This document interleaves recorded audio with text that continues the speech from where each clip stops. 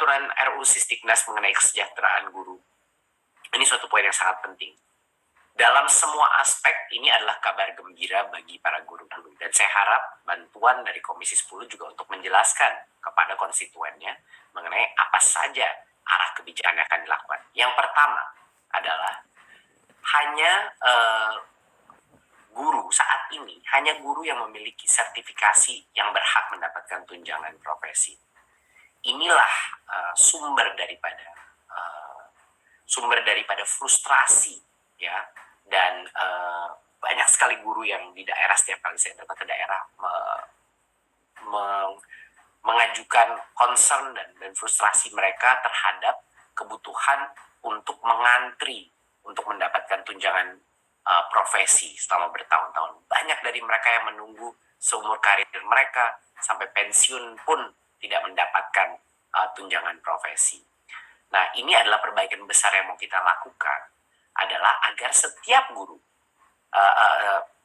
biar guru itu bisa menerima tunjangannya tanpa dia harus mengikuti proses sertifikasi, yaitu PPG. Jadi ada beberapa poin-poin besar dalam perbaikan RUU ini. Yang pertama adalah bagi guru yang sudah menerima tunjangan profesi,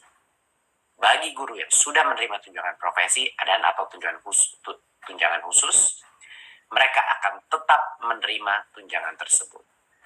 Jadi bagi guru-guru yang sekarang sudah lulus sertifikasi dan sudah mendapatkan tunjangan, tidak perlu khawatir sama sekali, tetap akan menerima tunjangan sepanjang masih memenuhi persyaratan, ya.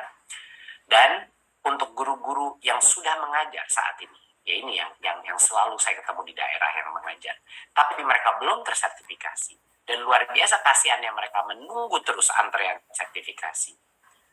Kami ingin memastikan bahwa guru ASN mendapatkan penghasilan yang layak dari gaji dan tunjangan mereka, dari tunjangan fungsional, tunjangan pengabdian, berdasarkan undang-undang ASN, ya. Dan tunjangan ini yang akan ditingkatkan dan tidak perlu lagi menunggu sertifikasi untuk mendapatkan tunjangan yang layak.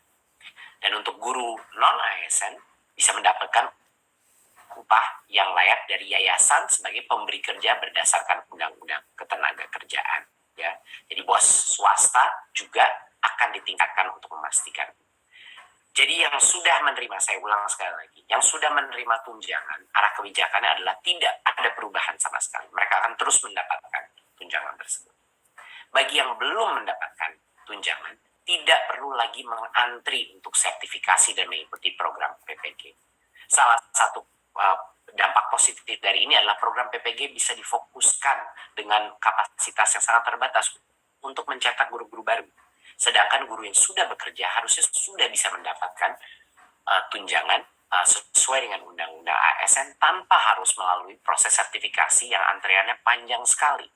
Dan mau menunggu sampai kapan? Sampai mereka sudah pensiun. Banyak yang sudah sebentar lagi pensiun. Dan banyak sekali guru-guru kita yang membutuhkan tunjangan sekarang, bukan nanti. Gitu. Dan guru-guru, dan itu kira-kira, dan guru-guru swasta tentunya akan juga berdasarkan undang-undang ketenagakerjaan. Disitulah pemerintah berencana meningkatkan bantuan operasional sekolah ke swasta untuk meningkatkan tunjangan tersebut. Nah, poin kedua adalah sertifikat pendidik dari pendidikan profesi guru adalah prasyarat untuk menjadi guru atau calon guru baru, dan bukan untuk guru yang sudah mengajar, ya. Jadinya memang untuk guru yang sudah mengajar itu kami putihkan dan agar mereka bisa menerima tunjangan, sedangkan sertifikat ke depannya untuk menjadi guru baru itu harus mendapatkan sertifikasi. Jadi benar-benar PPG itu sebagai syarat itu adalah menjadi prasyarat menjadi guru. Untuk bisa menjadi guru seperti SIM, surat izin mengemudi, tapi untuk guru gitu. Dan poin yang ketiga adalah saat ini banyak sekali kategori pendidik yang menjalankan, sudah jelas-jelas menjalankan tugas sebagai guru. Mohon maaf, banyak sekali kategori pendidik yang sudah jelas-jelas mengemban tugas sebagai guru. tetapi sampai sekarang masih belum diakui sebagai guru. Saya kasih beberapa contoh. Konselor, pamong pelajar, widya iswara, tutor, instruktur, fasilitator. Nah, perubahan yang mau kita lakukan dalam RUU Sisdiknas adalah kita ingin mengakui beberapa pihak-pihak yang tadinya belum secara formal diakui sebagai guru. Dan dari ini, yang terbesar adalah pendidik PAUD, 3-5 tahun. Saat ini belum pernah ada yang mengakui pendidik PAUD sebagai guru formal. Yang kedua adalah pendidik dalam satuan pendidikan kesetaraan. Dan yang ketiga adalah pendidik dalam pesantren yang formal. Pesantren yang mengikuti banyak standar-standar nasional pendidikan.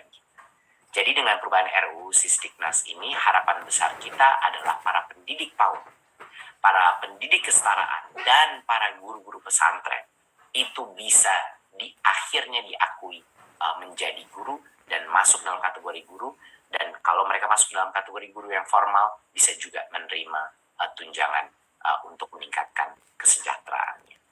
Begitu Bapak Ibu, Komisi 10, saya harap ini memperjelas dengan sangat detail sebenarnya bahwa RUU Sisdiknas ini semuanya kabar gembira bagi para guru, dan ini bermulai dari keinginan kita untuk menjawab teriakan dari seluruh guru di seluruh Indonesia, kenapa mereka masih mengantre untuk sertifikasi padahal mereka sudah bekerja sebagai guru bertahun-tahun bahkan berpuluh-puluh tahun.